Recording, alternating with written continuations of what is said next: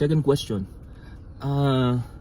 Is it easier to practice nursing profession here in US or sa Philippines?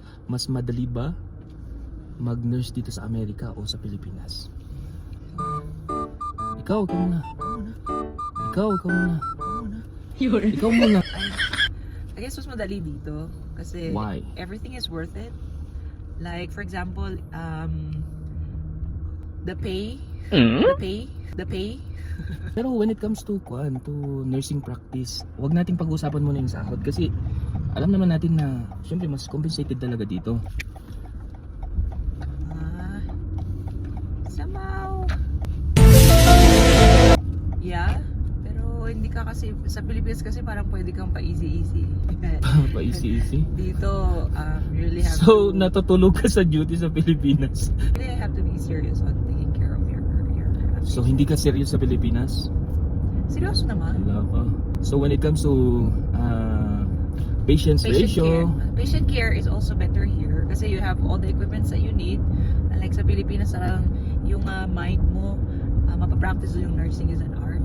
Here also, pero mas napapadali ng mga up to date ng mga equipments, mga gamit. diba, nagtrabaho tayo sa government hospital sa Pilipinas and naalala ko noon, It's within range. sa isang shift, minsan dalawa lang kaming nurse and we have more than 100 patients. So, alam mo yun, parang hindi ka na makakapagpahinga kasi sa daming gagawin. Parang yung buong 8 hours mo parang charting lang. Oo. Pero dito hindi. So, when in terms of workload, Ratio. For so, example, yeah, for my med-surg ratio unit, sometimes we get 4, sometimes we get 5, maximum na yung 6 na patient. okay, so the answer is yes. Yeah, Mas madali dito. definitely. Pero, Absolutely.